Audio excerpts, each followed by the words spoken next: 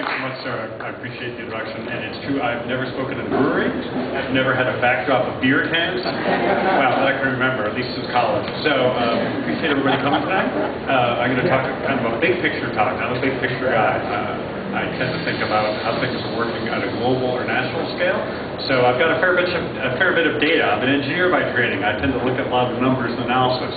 So I'm going to take you through some of the numbers analysis of what's happening worldwide, and then have a discussion about where it's going to take us, because there's a lot of unknowns and uncertainty. Okay, so let me start with the bad news, which is probably not news to you, but it seems to be getting increasingly worse. Here's some headlines. This is from CBS. About a few days ago, about the summer weather, which has been quite bad. Of course, Ebo's was an exception, but there's been a lot of fires, a lot of floods, $50 million in losses around the globe, a lot of severe weather events. And as you may notice, the tenor of the discussion in the press has turned very quickly. In the past few years, if you saw an article like this, it wouldn't be tied to climate change. The usual argument would be, well, you never really know what causes the weather. That message has changed, and the link is now more and more accepted. It's not just the large-scale events that capture a lot of press, but if you look in more detail at the data support the conclusion that we are seeing the immediate short-term effects of climate change. Here's some articles summarizing some analysis. Every summer it seems like it's hotter than the last. It may feel hotter, but at a more objective analysis, if you look at the data, it is hotter. It's quite clear that we are on a not very happy, healthy path right now. It's not just global effects, it's not just somewhere else, it's here as well. The analysis is getting better, the models are getting more discrete, they can focus at a smaller scale, and the latest analysis shows that the front range as well is going to see more 100-degree days, more severe storms. I haven't seen analysis that covers the western slope in our area, but we can expect more of the same. And this article really captures people's attention. You know, this is a bit abstract, but if I threaten your coffee supply, people start to get nervous. So we've seen more and more of that, where climate change threatens the world's coffee supply because of the changing climate. So we've gone very quickly, and unfortunately, from an abstract concept or a prediction that climate change may happen and may have adverse effects, to seeing them on the ground in real time, and they're getting worse year by year. Sorry to be gloomy, I have good news for the rest of the talk. But we're in a difficult situation. Okay, let me go on with the good news. The first good news story I want to talk about is solar PV. Our friends at Clean Energy Collective talked a little bit about that. Here are a few examples I give just because they're interesting. These are my students, of course. I like to take pictures of them. This is an interesting PV plant we've toured. It's outside Rifle, and it's built on uranium mill tailings, right? It's a former Superfund site. You can't build anything there. You don't even want to be there for very long, but it's totally compatible with solar PV. So it was an interesting reuse of damaged land. And at a slightly smaller scale is my house in Boulder. Has a small system as well. These are just examples. Let me just step back now from these specific examples of PV and talk about the data and what's happening in that market, and then we can discuss where it's likely to go next. The reason PV is getting interesting is because it's getting cost-effective or astoundingly inexpensive. Many of you already know that. I have some data showing those trends over time. PV has been available as a technology since probably the 1960s. It comes out of the space exploration. When the spaceship, you need an energy supply, and PV was invented to do that. It was at least $1,000 a watt back then. It's come down dramatically, but even if you had put up a solar system, by solar system I mean solar PV or photovoltaic system, in let's say 2000, you would have paid $10 to $12 a watt. That has come down dramatically. It's now on the scale on the order of $4 a watt. The Clean Energy Collective system is about $2.50 a watt. It's just an amazing price decrease that has been totally, I'd say largely unexpected. And as data I'll show in a few minutes, will likely continue to show the same pattern. In other words, PV is in the middle of a transition or revolution from an interesting technology that's way too expensive to be realistically applied widely to something that is or soon be cost effective. We will be, at some point in the future, I would guess in 5 to 10 years, at the point where it will be consistently less expensive for utilities or for individuals to generate their own electricity than to buy from the utility. And that's going to be a dramatic change in our energy system. This is not just a U.S. phenomenon, unfortunately. It's We're seeing the same price decreases or price change trends in Africa, as well as worldwide. Africa is particularly interesting and relevant for reasons I'll get to in a few minutes. But this is the same kind of data, showing a price decrease this is from 2010 down to forecast to 2018. The same very dramatic decreases, down to $2 a watt. The magic number is about $1 a watt. When you get to $1 a watt, it's going to be less expensive for you to make your own electricity than to buy it from Xcel or YVEA or anybody else. We're not quite there yet, but current trends continue, and everybody agrees they will. We're going to be there soon enough. Not just in the US, but in Africa, Europe, and worldwide as well. Because of these very dramatic price decreases, PV is being built worldwide. This is a graph showing how much the solar PV global capacity. How much do you find of this technology worldwide? And you can see this very rapid growth. Up until 2010, it was an interesting technology, a niche technology, too expensive for anybody but true believers and hobbyists. That's no longer true. We're up there in the 200 gigawatt range. Okay, what does a gigawatt mean? The Hayden coal-burning power plant next to the airport, you're all familiar with that. That's about half a gigawatt. So we have, rough numbers, 450, 500 equivalent of those power plants worldwide in the form of solar. So this is a big number. That's a lot of electricity. And this graph will likely show the same continued trend going forward. So very dramatic and largely unexpected pattern, particularly in the last few years. A little hard to read in the back, apologies for that, but this is another way to think about how much it costs for solar photovoltaic. These are the prices, or costs is a better number, worldwide. You can see it's 4.5 cents a kilowatt hour in Mexico, 6.5 cents a kilowatt hour in Chile. As a comparison number, you probably pay 10 to 12 cents a kilowatt hour. Now, that's a retail rate. These are wholesale. You can't quite compare them. But note, the thing to notice about these numbers is they're all, or almost all, I guess all under 10 cents a kilowatt hour. The U.S. is actually on the relatively high side of this graph, and I'll show some data in just a minute. The point being, this type of electricity, making electricity from the sun, has gotten a lot less expensive worldwide, and in a growing number of places, it is or soon will be the least expensive option. And it seems like every month there's a new and dramatically lower number for this. And the latest one is this one in the UAE, United Arab Emirates, 3 cents a kilowatt hour, which is cheaper than just about anything I've ever seen. Why that project came in so low, not exactly clear. Part of the reason, of course, is there's a lot of sun in the UAE. They have a great solar resource. They could get access low-cost capital. We can do that here, too. So it's not yet clear how they were able to do that, but my suspicion is we can do that, too. There's no reason not. The only true limitation is our solar resource generally in the U.S. is not quite as good as it is there, but it's pretty close in Arizona, and it's not far behind, at least in southern Colorado. So this number is amazingly low and sets a goal or target that the rest of us, countries, individuals, should be able to accomplish once we better understand how they did that. It's important to notice as well, this 3 cents a kilowatt hour, that's a real number. There's not a huge subsidy there. It's a commercial project. It's a large-scale investment by a private company. Individuals, in this case a large corporation, is making money selling electricity made from the sun at 3 cents a kilowatt hour. So it's pretty dramatic. Now this gets a little bit nerdy. This is where my graduate students start to scratch their heads. So some of this may be a little unclear, but I'll try to kind of carry you through this. Just look at the blue bar. That's how much it costs to put up a solar system in the metric of $1 a watt. So the U.S. is about $4. Let's look at Germany. You can build the same thing for less than $2. Now that's really interesting. If I say Germany, you probably don't think, hey, low-cost state, cheap labor, lax environmental rules. If it was China or India, you might say, well, it's pretty different. We can't compare that because all sorts of reasons I mentioned. Low-cost labor, different environmental regulations, not really comparable. But Germany.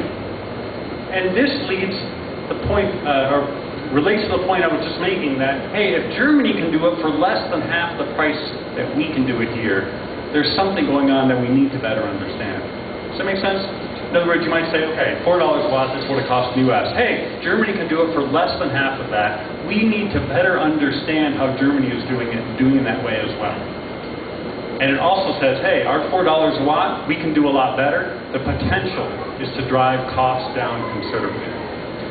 If you dive into the Germany numbers a fair bit and try to understand how they did that, and how Japan does it, and how Australia does it, and how France does it, and how all these modern, industrialized, relatively high labor cost countries do it much more efficiently than we do, it points at something called the balance of system costs.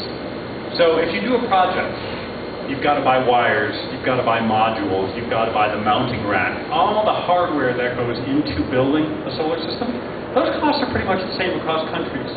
It's the other stuff, the permitting, the processing, the inspections, what is called the soft costs. And in Germany, they're just a lot lower. If you put up a solar system in the US, there's a fair bit of procedural stuff you have to go through. You've got to get permits, you've got to have inspections, you've got to pay different kinds of bills. There's a lot of kind of paperwork processing. In Germany, there's almost none of that.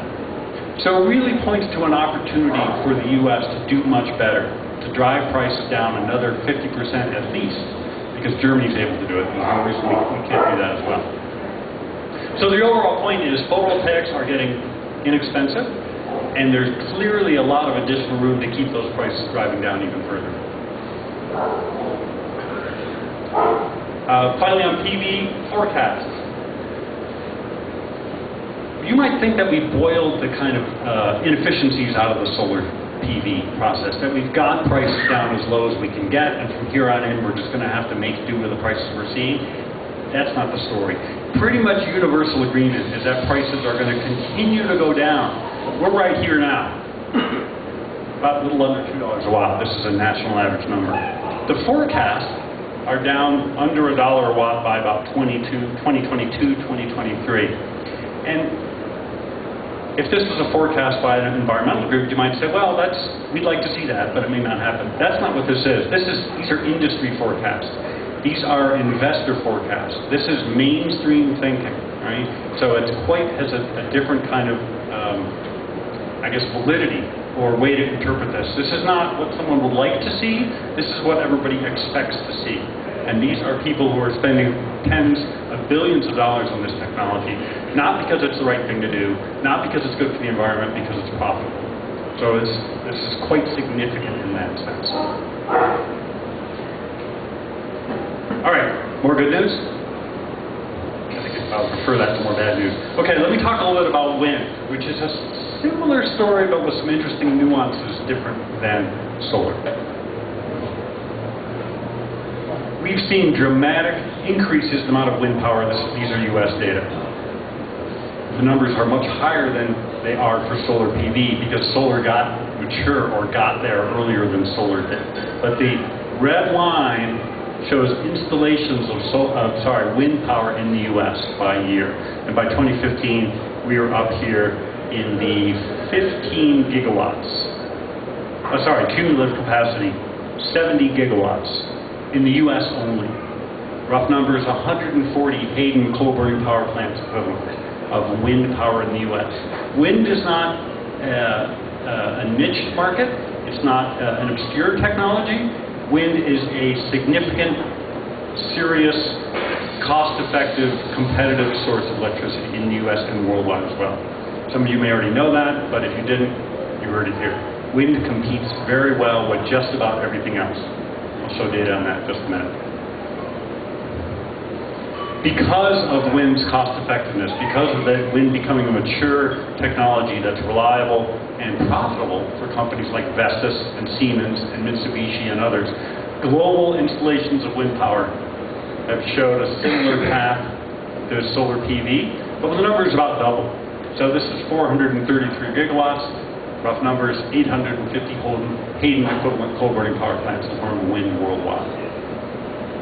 And this growth is likely to continue to show the same pattern. So it's a similar story to solar PV, an incredible success story for this technology, which, like solar PV, has gone from something that seems to work but is really too expensive to be realistic to something that makes financial sense, is profitable for companies, is seeing large-scale investment. Okay, so another complicated graph, but bear with me as we're trying to figure this one out. The red lines are the difference between the two red lines is academic, which is a funny word for me, being an academic. Academic means irrelevant, so I'm not sure how to interpret that. But these are pretty much the same thing. If you signed a contract to buy wind power, let me back up and explain how this market works. If you're Xcel Energy or Tri-State Generation Transmission, who is the wholesale provider for much of Colorado, you contract with a private company to buy solar power, right? So there's a project developer, Mr. Smith, who has a big wind farm, and Mr. Smith signs a PPA, a power purchase agreement with Xcel.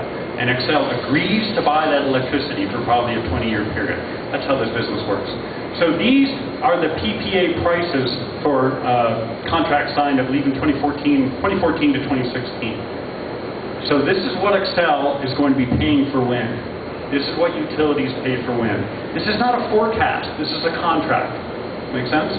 These contracts are in place. You can't get out of them. This is what they will be paying over the next 20, 30 years. Okay? That's the red line. The blue line is what it costs to produce electricity from natural gas. Now, we don't really know what natural gas prices are going to be in the future. So the big blue line is a whole range of natural gas fuel cost projections. But you can see at the average reference case, in about a year or so, wind gets cheaper than natural gas. And the gap continues to grow. Does that make sense? In other words, the contracts Xcel has signed in the last couple of years for wind. In about a year, they're going to be saving money relative to natural gas. And as time goes on, they're saving more and more. They save and you save. Of course, you don't buy from Xcel, but if you're in the front range, they save and you save. Xcel's buying lots of wind power. That wind power is less expensive than it would be to make electricity from natural gas. People who buy electricity from Xcel have lower bills. And of course, the associated carbon emissions go from 0.5 kilograms per kilowatt hour down to 0. Does that make sense? So I'm focusing on the market here. I'm focusing on kind of the mainstream, who's making money and what's going to happen over time. People will invest and are investing large amounts of money in wind power because it is less expensive than electricity from natural gas. And that's in this very weird situation, remember, where natural gas is astoundingly cheap. Natural gas in the US, $3 to $4 per million BTU. In Japan, it's $12. In Northern Europe, it's about $10. So even with our incredibly cheap natural gas, we're still saving money by making electricity from wind. There is room for optimism here. Okay, so what does this translate to in terms of what's happening in the electricity system in the US? This is US data. A little complicated graph again, apologies for that. But this is what has been built. US electric generation capacity additions. In the US, we build new power plants. Not really because electricity demand is going up, it's not, but because we're retiring old plants for different reasons I'll talk about in just a minute. What are we building? You might think, well, we're building natural gas. We're building nuclear. We're building coal. We're not. Here's what we're building. We're building wind. And what's second to wind? By year, it might be gas, but solar is close behind. So we are building some natural gas power plants, but we're building in 2015, number one is wind, two is gas, and solar is very close behind. So if you think about the way the electricity system is changing over time, we're shutting things down. I'll show you what we're shutting down in just a minute. But what we're building is wind, natural gas, and solar. And as solar gets cheaper, by 2016, in fact, we have pretty good data on this. This solar number is going to be larger than natural gas. We have pretty good data on contract signed for what's going to happen in 2016. And in future years, I think we'll see less and less gas built and more just wind and solar. Now, it's a little bit like electric cars, right? If everybody bought an electric car tomorrow, that would be great, but we still have a lot of gasoline cars on the road. Power plants are kind of like that. It's going to take a while for the whole system to move through. But still, what we're building now is wind, natural gas, and solar. from last year. And this year, we're going to be building wind, solar, and a little bit of natural gas. We're not building coal-burning power plants in this country. We're only building a couple of nuclear power plants. That's a different story. Wind and solar are taking over the electricity market pretty quickly. Okay, so what are we retiring? What's coming off the back end? What kind of power plants are shutting down? You already know this because it's a very potent political topic in northwest Colorado. It's mostly coal. Not just in Colorado, but across the U.S., coal plants are shutting down left and right. I talked with a colleague in the Netherlands a couple days ago at a meeting, and he said in the Netherlands, they are shutting down coal plants they've never even operated. They built them, and the market has changed so quickly, and the politics have changed so quickly, they have power plants that are brand new, never run, shutting down. So this is not just entirely a U.S. phenomenon, but a worldwide phenomenon. Very surprising, totally unexpected. All of us people have spent our lives studying energy. We didn't see this one coming. Coal has, in this very rapid transition from king coal, politically strong, incredibly inexpensive, reliable technology, to one that is pretty rapidly fading away in terms of the electricity market. Now, whether that's good or bad is a separate question, but as looking at the data, we can see coal is rapidly declining. Speaking of good or bad, obviously if you're in the coal industry, that's not good news at all. So I just wanted to bring up,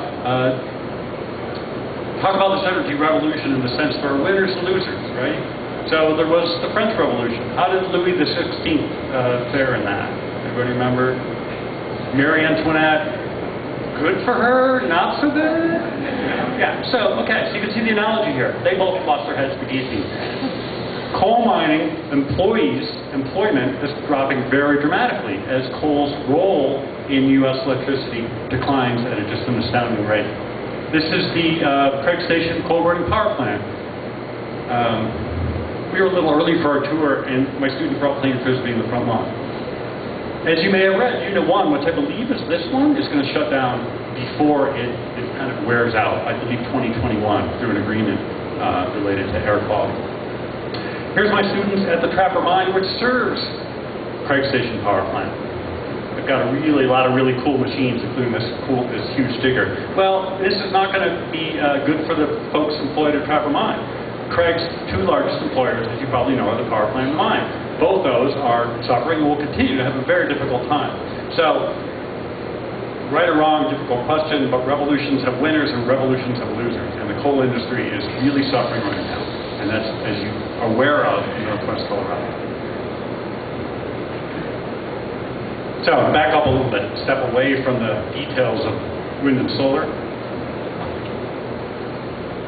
The investments we're seeing in these technologies are on the order of solar, 160 billion, wind, 109 billion. This is 2015. You probably heard the old joke, a billion here, a billion there. Pretty soon it's serious money. This is serious money. Again, this is not just subsidized projects. These are not demonstration projects. These are incredibly large-scale investments by huge international corporations seeking to make a profit and seeing profit potential in the wind and solar industry. Also notice that the blue bar are the developing countries, the poor side of the world. The investments are largest there, while a little smaller in solar and quite a bit bigger in wind power. So we're seeing huge investments in these technologies in developing countries. Yeah, and a success story. This is all good news. These technologies are taking off because they're inexpensive, they're economically competitive, and the global investment numbers are just astounding. Let me talk just a little bit about Africa. National electrification rates. So roughly, 1/3 of the people in Africa have access to electricity. It varies widely by country. Rates are much higher in North Africa and in South Africa, but in so-called sub-Saharan Africa, which is this region, roughly 1/3 of the population has access to electricity. Now, the old story was, well, that's a problem. There is a social, ethical, moral obligation to provide electricity for lighting, for vaccine refrigeration, for fundamental human needs. And that is going to require building a lot of fossil-fired power plants. The first part is true. The second part is not. We don't need to do that. Here's Africa's total cumulative installed capacity of solar photovoltaics. If you look over time, because solar photovoltaics have gotten so inexpensive, it increasingly makes more sense to put up a small grid in a rural African village than to run power lines all the way out there. It's not always the case, but it's increasingly the case, and it will be more and more the case over time. So this gets really interesting.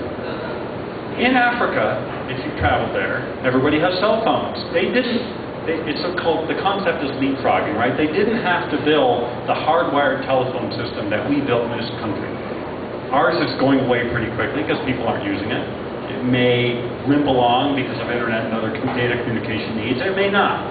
Africa's, most of it, they're not going to have to bother with that. They're not going to have to spend all that money to put up all those poles and run those wires. Doing right to the cell system. Great for Africa. Maybe they can do the same thing. Maybe they don't have to build a lot of coal-burning power plants or natural gas power plants or build out this incredibly expensive, complicated transmission or distribution system.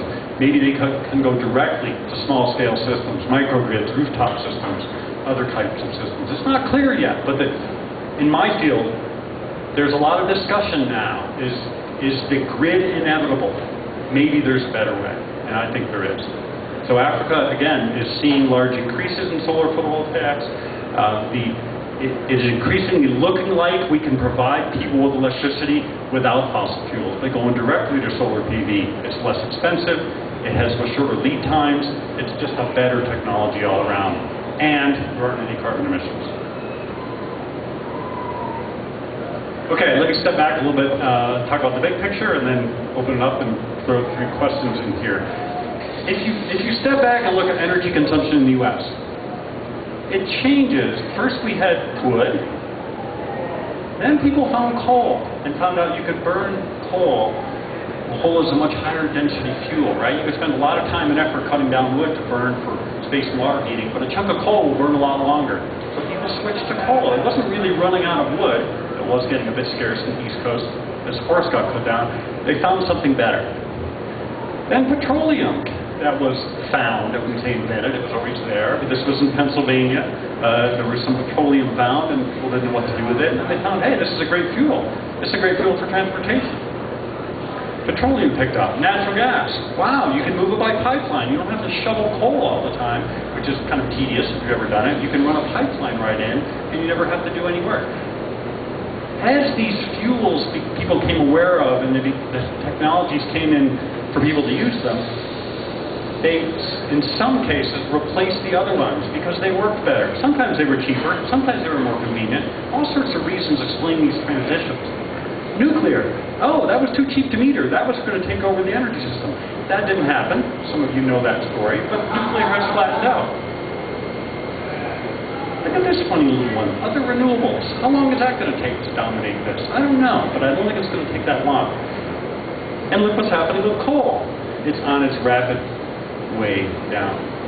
My point is, energy changes happen for all sorts of reasons, but another saying in this industry is, the Stone Age didn't end because we ran out of stones, right? We're not going to have to use up all our oil and gas and coal and sit there and think, wow, what next? This is going to be a problem. We're going to find something better, and I think in wind and solar PV, we already have. Missing one slide. There it is. If you take the really long view, this oil and coal and gas thing is going to go away. Maybe in our lifetimes, maybe in our kids' lifetimes. But the question in some ways is, what that transition going to be like? Are we going to continue to rely on these climate-forcing fuels? Or are we going to move to something that is less expensive, cleaner, more convenient, and all sorts of advantages? Eventually we will. The question is, how long is it going to take, and what kind of environmental damage are we going to incur before we make that transition? Okay, 1 or 2 more comments. So the more I study energy, the more I understand, the more I realize I don't really understand much about it at all. And, you know, by the time I retire, I'll realize I know nothing. And that's probably right on scale, because so many interesting and weird and unpredictable things keep happening in the energy world. These are a few of the things that none of us energy types really foresaw happening. Fracking technology. We knew about all that natural gas. We couldn't get at it. It was just in these horizontal slices that were, we didn't even count it in our estimates of reserves. All of a sudden, we can get at it. Nobody saw Fukushima coming. Japan was one of the nuclear success stories. One earthquake, one tsunami, wiped out much of their nuclear fleet. Rephrase that. Wiped out a significant number of nuclear power plants, and they became aware that much of their fleet was exposed to similar risk. Obviously, no one saw that happening. Natural gas price drops. Natural gas was running $6, $7, occasionally $10, $12 in the U.S. All of a sudden, it bottomed out because of fracking. It stayed there at the $2 to $3 level. Didn't see that one happening. Solar PV I talked about. It's been wandering around in $10, $12 a watt, and for complicated reasons having to do with German policy change driving Chinese investment, it's dropping dramatically to $2 and will continue to go down to $1. I didn't see that one coming. LED lights. For many, many years, I taught my students about compact fluorescent lamps and CFLs, and we do the economics and look at the paybacks. I have to rewrite all those lecture notes because that technology's moved on. We're already on to something better, which lasts longer, is a bit more efficient, doesn't have mercury concerns, which is LED. And LEDs are rapidly taking over, as you know. Oil price drops. Oil prices were $70, $80, $100, and all of a sudden they collapsed, and they really haven't recovered yet. And I don't see them recovering anytime soon. These are all crazy things that happen in energy. I don't know what's going to happen next, but I would like to know what you think is going to happen next. So let me rephrase that as a question. What are some of the disruptions, that's what we call them? What are some of the crazy things that might happen and affect our energy future? The one thing we know is that the future patterns aren't going to reflect the past. We're going to have some crazy, wild things happening. Some may be good for the environment, some perhaps less so. But I'm curious as to your ideas about what they might be.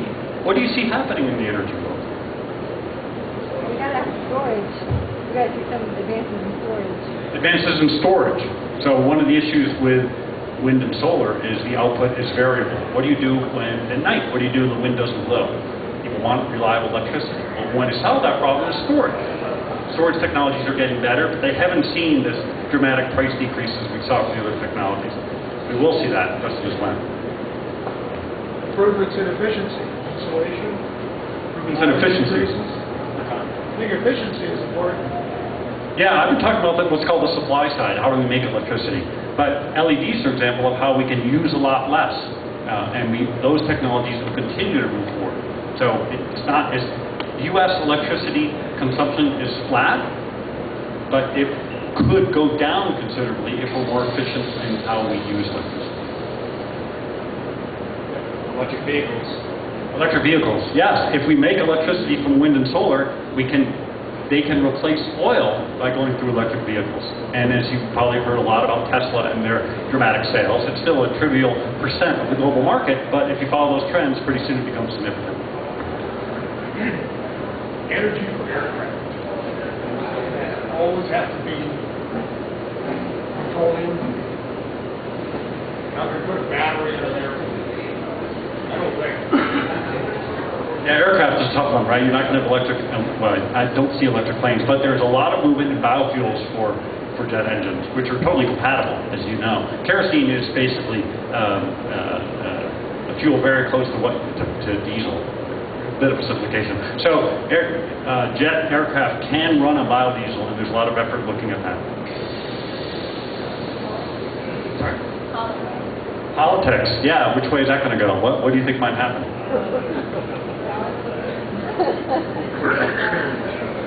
If we have one fellow getting presidency, wonder what. Yeah, I think the direction, the future of the U.S. and to some extent world energy picture does hint significantly the outcome of the election. Transmission of electricity? Yep. Transmission is a significant investment need and a user. Transmission lines typically consume 1 to 3% of electricity through losses. There's definitely potential to improve that.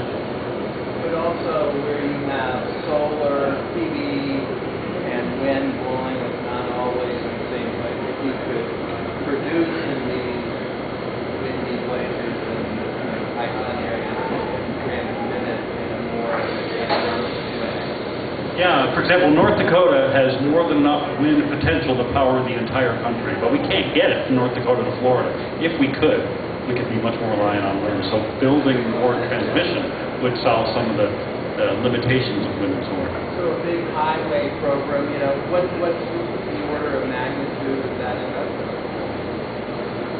that a question for me? I don't know the answer. A lot of money. Billions. Yeah. If we were to build out the transmission system, it'd be very expensive. Billions for what's the payback? Time. I don't know. The question is the transmission system. If we were to build a bigger, more transmission system like the highway program that could get wind power from North Dakota to Florida, how much would that cost and what would be the payback? I don't have the answer to that. I know it's a lot of money, but I know if you spread that money over all the kilowatt hours you would move, it's not so much. The challenge with transmission is siting, not really money. You can write long-term contracts because the utility in Florida will buy that wind power and you can cover the cost of the transmission. You have to have every single landowner on the, along the way agree, and they won't. So that's a problem. That's a political challenge. I think the flip side of that is kind of what you mentioned, which is the grid. You know, how we view the grid and how the traditional sense of the grid and how that could be. Yeah, the grid is you know, it's similar to, hasn't changed much in the last 100 years. And the institutions running it haven't changed much either. And they're not incentivized to innovate. They're incentivized to be conservative, reliable, and not do anything that's not proven. It's a very hard field to innovate in. So to build on that, I would say the historical utility business model is potentially a huge disruption in the energy world. Yeah, the historical regulated utility, which about half the U.S. states have, is, as I said, not incentivized to innovate. There's all sorts of reasons why they never want to do anything interesting, because they get in trouble almost every time they do. So it's not as if they're evil or ignorant, it's the way the system is set up. And if we can change the utility business model, I think we'll see a lot more technological innovation. Which leads to microgrids.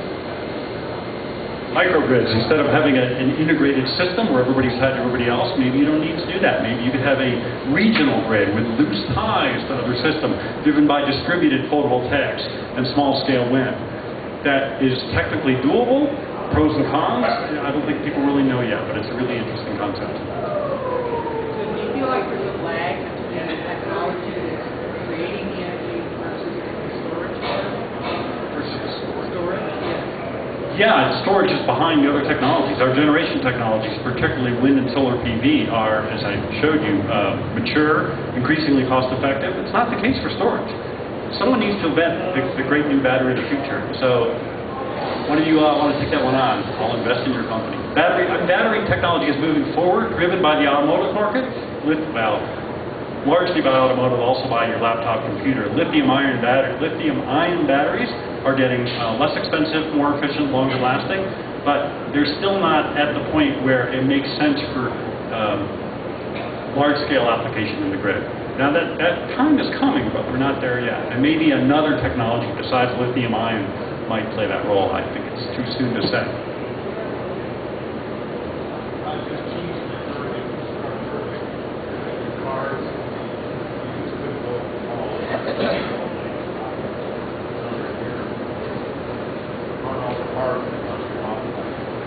Yeah, there's kind of a chicken and egg challenge, especially with electric vehicles, right? Let's say overnight I waved my wand and all the cars were electric. Well, where would you plug them in? So we're starting to see plug-in stations.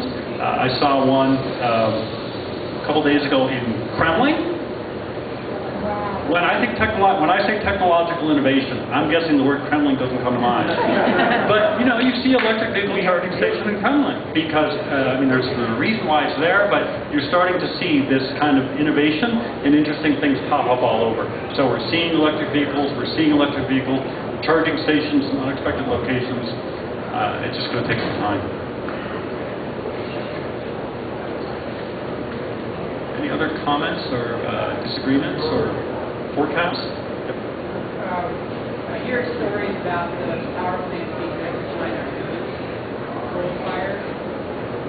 Yes, so China is what's happening in China. China is more aggressive on renewables than the U.S. They're building more wind, they're building more solar than the U.S. They're also building coal, unlike the other countries, because their economy is growing so quickly and their demand for electricity is growing so quickly. They're also building, I believe, tens, not hundreds, but I've looked that up. I think it's between 10 and 20 new nuclear power plants. China appears to be building everything. Now, you know, some of that's good. Their investment in solar PV production is what made PV cost effective. Their large-scale module production plants drove that cost curve down, which is good. They're building lots of coal-burning power plants, not so good. So it is a challenge.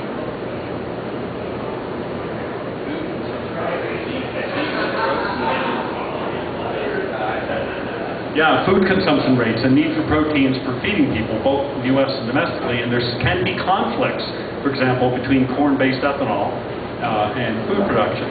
And there's a lot of confusion about what's called the water-energy nexus. How do we improve the energy while also improving food supply while not threatening water supply?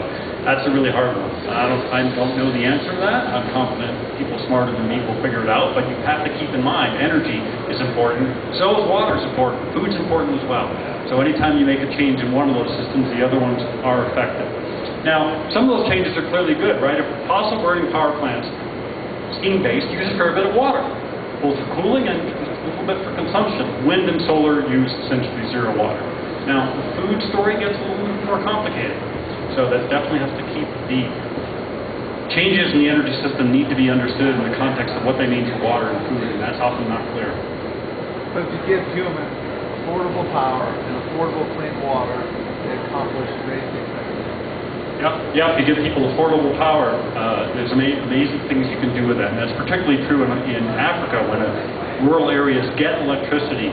It opens up all sorts of entrepreneurial activity, which is just amazing to see what that makes possible. I mean, electricity is really an amazing fuel, and it's amazing what you can do with it. And providing it to more people via clean technology is just a wonderful thing if we can get that done. What would the footprint look like if the main station was no longer coal-fired with either solar or wind power? Sorry. The power plant would be. What would it look like? I'm not understanding the question. What would the scale take for, like, how many of those giant windmills or how many solar panels would it take to create the energy for the coal-fired power? So the Hayden coal burning power plant is, I believe, 450 megawatts. Okay, so a large wind turbine now, probably about 5 megawatts. So 450 divided by 5, we'll call it 100 big turbines, but that's really not right because they don't operate as much. You probably need, rough numbers, 200 large wind turbines, 250, to provide as much electricity as the Hayden power plant. Is that a lot? Is that a little? I don't know. 250 wind turbines. Turbines are about $1 a watt. So 5 megawatt turbine is about $5 million. I can't do the numbers in my head for solar, but you need you need a lot of land. Now, We have a lot of land out there. yeah, I mean, you also have the variability issue, right? The nice thing about a coal burning power plant is you can turn them on and off when you need to. You can't do that with wind and solar, and that's a problem. That's a problem. I mean, you can solve it with batteries. You can solve it by interconnections to other regional grids. You can solve it with demand-side management. It's a solvable problem, but it's one you can't ignore either. If you do your research for the United Nations, what is the most exciting thing that you've learned, say, in the last? What's the most exciting thing I've heard or seen? While you're doing United Nations research, what's exciting to you? Yeah, so the thing I'm most excited about is what's happening in Africa and the potential to bypass the grid in areas that don't have a grid. The two-thirds of the population in Africa that don't have electricity, I think it's going to be possible to get them electricity in a better way than we've done it in the rest of the world. Again, the analogy with the phone system. We don't have to build the big power plants in those expensive transmission distribution systems. I don't think we're going to want to do that. I think we're going to go for small-scale distributed PV that provides clean power to people who need it. That's a very exciting vision. Just about out of time. I think I'll stop there and turn over to you if you want to have any closing comments or questions.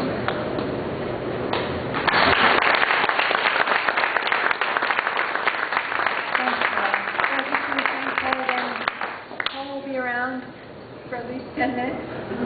Oh yeah, so if you have questions. So thanks so much for coming. Remember October 1st, October 8th, October 4th and 5th, November 15th. And check out our website for all our upcoming events. Thanks so much.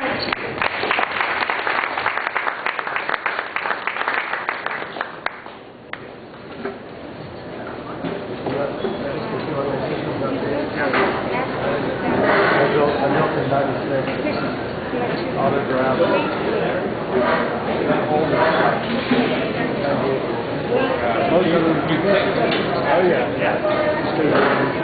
Rock County decided they were going to build a power storage station to increase the county tax base. They found out they did it down.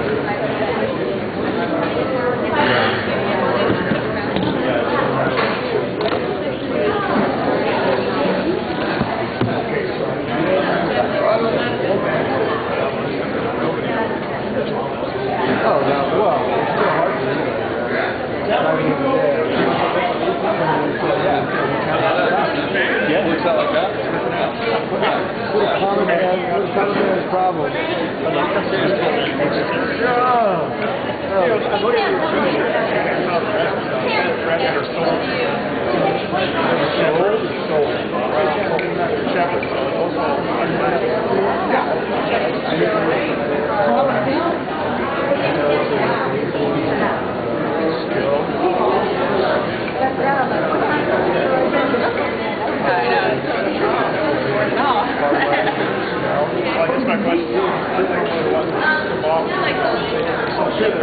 Oh, no, I won't see it enough.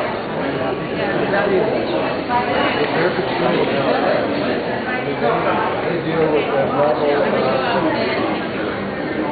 Yeah, the head to the head. So here, something like class. I had to fly out.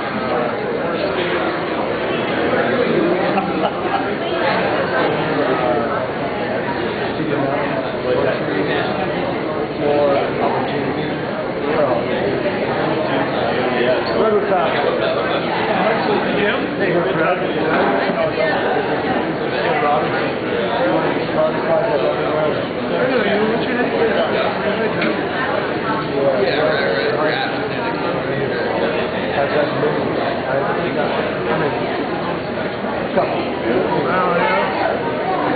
We're scattering them around wherever we can. They wanted it back with them. They wanted to steal it. And he was smart enough to stop trying to steal it. Well, yeah, but you can buy it. Help me out. He was the regional state sheriff again.